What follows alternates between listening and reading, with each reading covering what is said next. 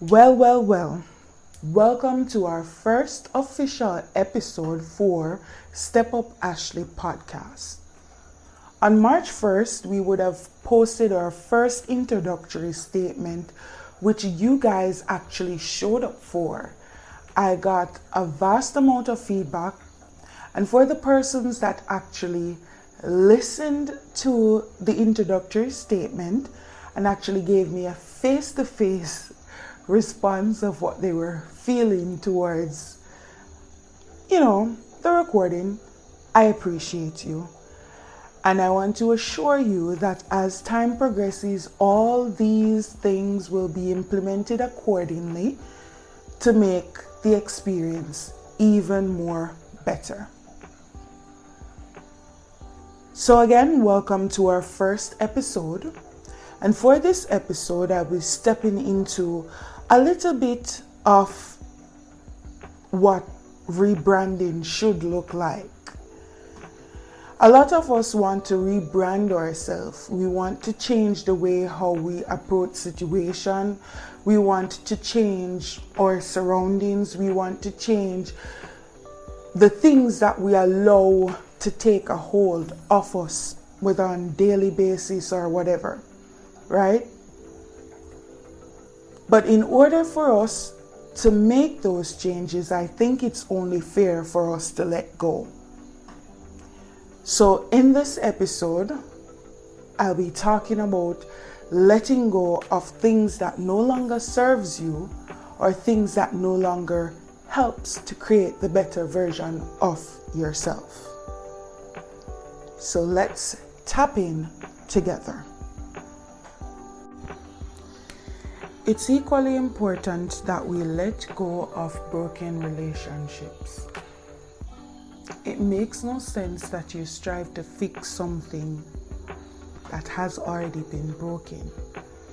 It's as though you have a phone and the screen of the phone is damaged and you bring it to be serviced, but a few weeks or even a month in, you start to have or experience the same issue with the phone again.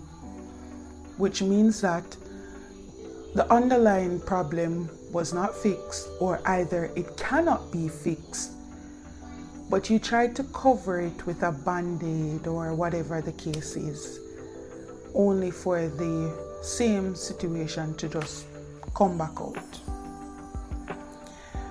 And for me, my broken relationship would have been with my father, as he has shown me what rejection looked like. He has lied to me on numerous instances, which has damaged my trust for anybody.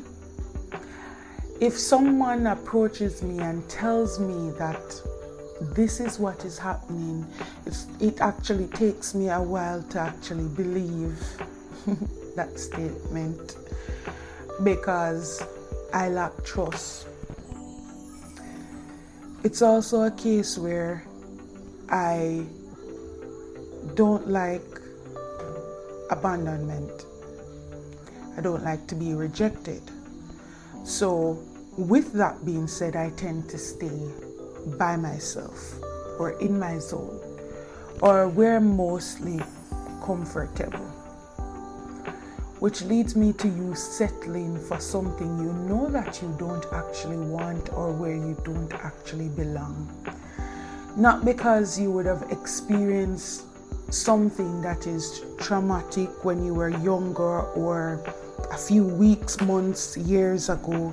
This means that you're supposed to be playing it safe at this period of time and not wanting to extend yourself to different avenues. Which also leads me to, you can't be dumping your trauma on someone else for an experience that you had in the past. Allow yourself the opportunity to allow that new person or that new situation to show what you are in for. And don't be out here letting your past define your future. Because when you do that, you sever ties before it even starts. So, equally as it's important for you to let go of broken relationships, whether it is a case that you want to just forgive them or just make a final statement and don't wait for a response. If it's a case that you're a person that likes to have the final say, as I do, because in most situations I like to have the final say. If you want to have your final say, then you make a direct statement to how you've been feeling. Or if you're the expressive type, as I am, and you want to make a letter expressing or asking for forgiveness or any one of those scenarios, you have to do it to close the chapter, to ensure that as time progresses and you encounter new situations and you encounter new people in your life, you do not bring things from the past which you have now closed. In most cases, once you have a broken relationship, closure is the best avenue for you to move forward. And once it's a case that you get your closure, it makes no sense that you leave from the future to go back in the past to sort why this didn't happen and why that happened. Because it was supposed to happen. That was supposed to be your story. That was supposed to lead you to where you are in the future, where you're going in the future.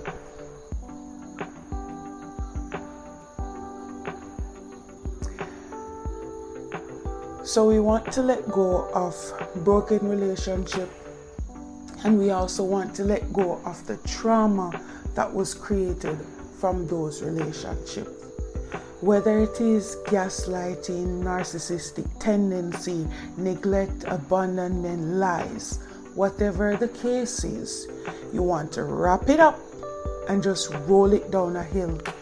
Because if you create space for those type of negativity in the future, believe me, when it's unpacked, then you are going to release all those negativity or all that trauma on someone that possibly genuinely does not deserve it.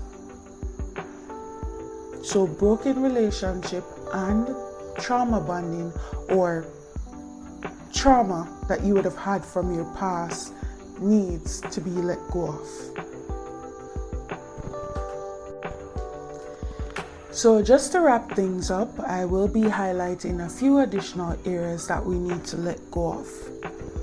Now, with being in an era where social media is a platform we used to see through the eyes of many different persons, whether we are on TikTok or we are on Instagram, I've noticed that a lot of us have grown insecure of a few things. I, for one, personally, I don't have a lot going on in the booty area, but in comparison with years before, probably you could have rubbed me out and tell me, say, oh, if ever like post and so. No, try that, no. Try that, no. You can't tell me, say, I don't have a round, hourglass figure, right? We ought to be proud of how our body looks individually. Now, yes, in some cases there are some things that we don't like, but this doesn't mean that we need to pose our insecurity on ourselves and be afraid to actually embrace who we are, right?